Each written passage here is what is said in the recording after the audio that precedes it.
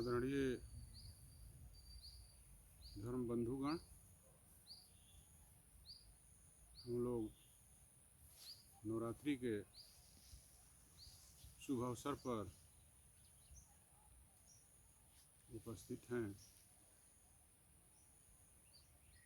यह शक्ति के उपासना का समय होता है।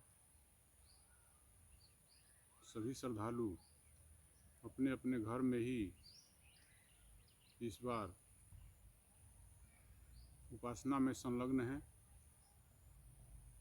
इस महामारी काल में आश्रम आना संभव नहीं हो सका है।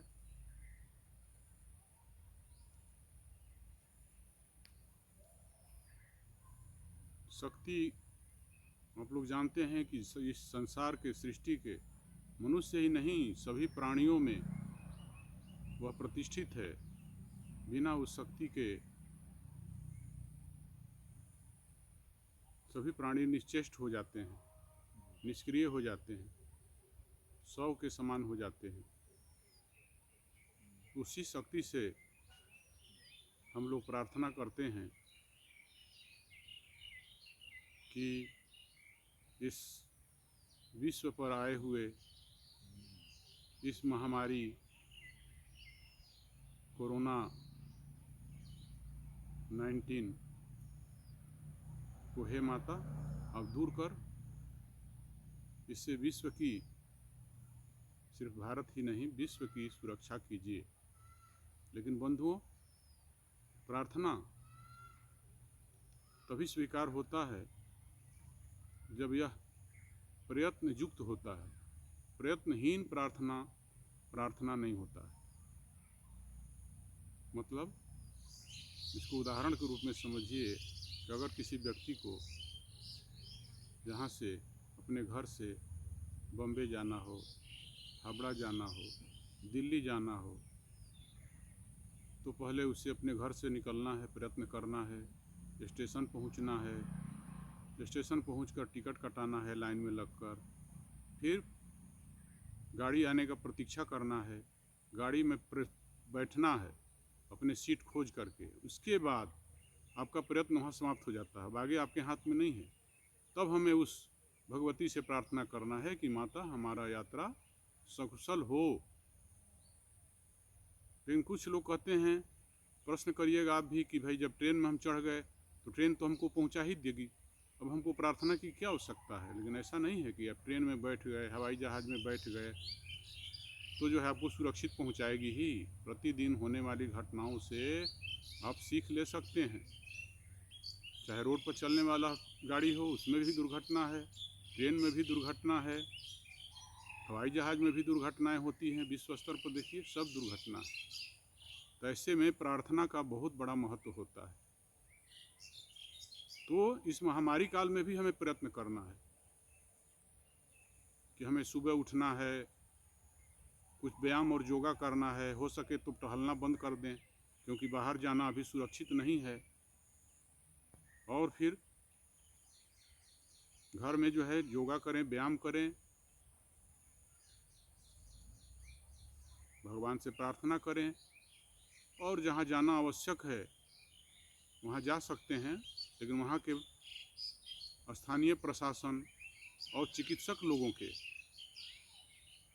जो सुझाव हैं, गाइडलाइन जारी किए गए हैं इस कोरोना के लिए, उसको ईमानदारी से हम पालन करें। यह हमारा प्रयत्न है कि हम मास्क पहनें, 2 गज दूरी बरतें, सैनिटाइज़र का उपयोग करें, बार बार हाथ धोएं, चेहरे को बार बार स्पर्श ना करें। यह जो जारी किया गया है स्थानीय प्रशासन, सरकार या फिर जो है चिकित्सक, जो विशेषज्ञ चिकित्सक लोग हैं उनके द्वारा, उसका ईमानदारी से पालन करना, यह हमारा प्रयत्न होना चाहिए।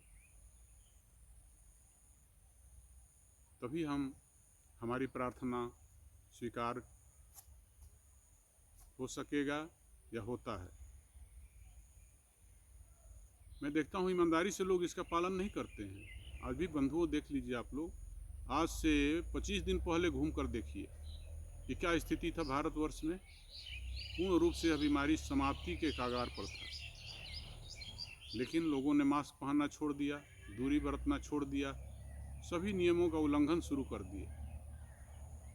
हमारे वैज्ञानिक लोग, हमारे चिकित्सक लोग चिल्ला चिल्ला कर कहते रहे कि भाई दूसरा फेज फिर आने वाला है, आप मास्क लगाए रहिए, भीड़ भाड़ इलाके में मत जाइए, बहुत आवश्यक हो तब जो है अपना वैसा जगहों में जाइए जहाँ भीड़ होता है। लेकिन लोग निश्चिंत रहे। यह हम लोगों की गलती है, न कि उस चिकित्सक की, जिन लोगों ने बार बार हमको सुझाव दिया। और उसका परिणाम क्या हुआ? आज पूरा हाहाकार मचा है। कोरोना का तांडव चल रहा है पूरे देश में, चाहे कोई भी प्रदेश हो। सुरक्षित नहीं है बंधु। लेकिन अभी भी हमारा कर्तव्य क्या है? मैं डरने के लिए बातें नहीं कह रहा हूँ, मैं सावधान करने के लिए बातें कर रहा हूँ। अभी भी हमें सावधान होना है, सजग होना है, और सजगता का परिचय देते हुए कि हम भारत के इस राष्ट्र के प्रति समर्पित हैं और राष्ट्रीयता की भावना से ओतप्रोत हैं, तो हमारा यही कर्तव्य है कि हम ईमानदारी से उन नियमों का पालन करें, ताकि हम भी बचें, हमारा परिवार भी बचे और समाज में भी हम इस बीमारी को फैलने से रोक सकते हैं। मनुष्य जीवन बहुत मूल्यवान है। आप लापरवाही के कारण इसे आसानी से खो सकते हैं। इसलिए आप सावधान रहें, सजग रहें। जिस कर्तव्य करने के लिए, जिस तरह की जिम्मेदारियों के निर्वहन करने के लिए आपको यह जीवन प्राप्त हुआ है, उस उद्देश्य की प्राप्ति की तरफ संलग्न रहें और अपने जीवन में सफलता को प्राप्त करें, कामयाब हों, हमारा शुभकामना है और उस ईश्वर से ही प्रार्थना है। लेकिन हमारा जो कर्तव्य है, हमें उसे ईमानदारी से करना है। ईमानदारी से करने का मतलब क्या है कि आप पॉकेट में रखे हैं मास्क को, और जब देखते हैं कि भाई कोई आ रहा है, अधिकारी आ रहा है, पुलिस आ रहा है, तो उसे पहन लेते हैं, फिर निकाल कर रख लेते हैं। इसको ईमानदारी नहीं कहते हैं।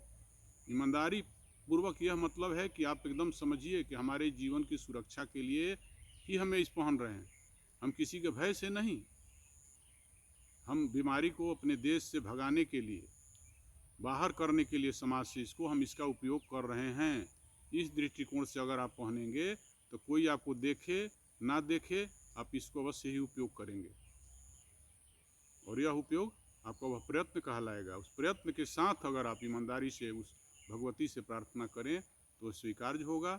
और इस बीमारी से, और इसके साथ साथ हमें जो वैक्सीन मिल रहा है, सरकार द्वारा उपलब्ध कराया गया है, उसका भी उपयोग करना है। यह भी उस प्रयास के अंदर आता है।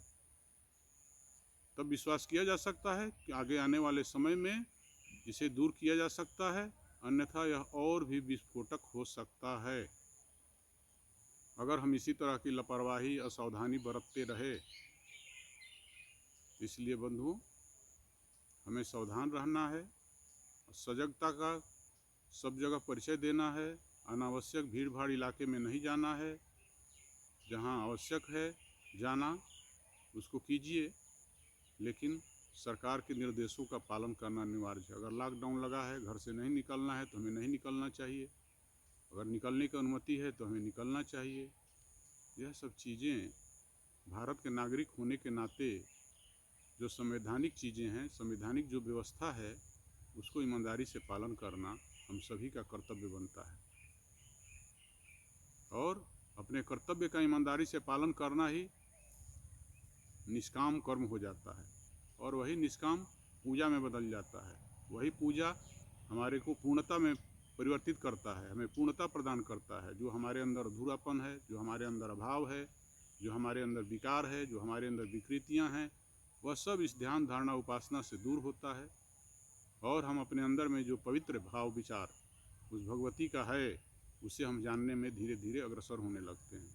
वह ईश्वर, वह देवी, वह देवता, वह महाशक्ति सभी में है। उस मूल स्रोत के उपस्थिति के चलते ही यह जीवन क्रियाशील है, यह शरीर क्रियाशील है। आपका नासिका सूंघ रही है, आपका स्वर्ण सुन रहा है, आपका वाणी बोल रहा है, सब में उसकी शक्ति है। सृष्टि का कोई भी कण मुझे दिखाई नहीं देता जहाँ शक्ति की उपस्थिति ना हो।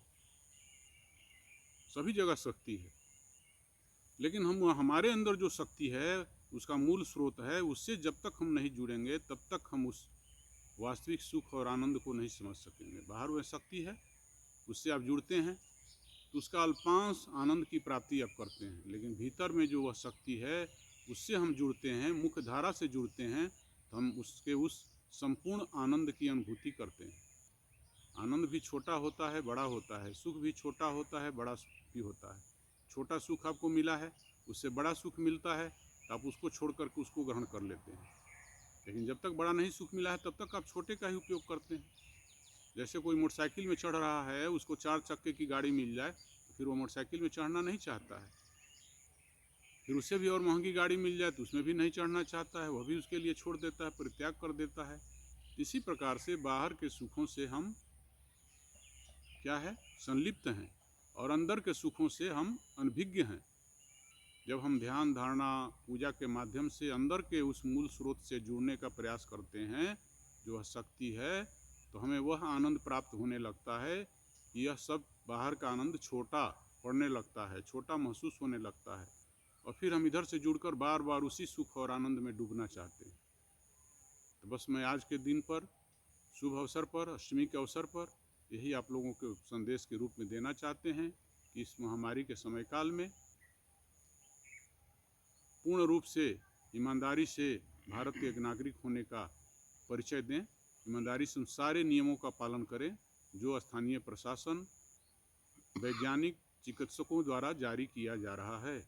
जय माँ, जय गुरुदेव।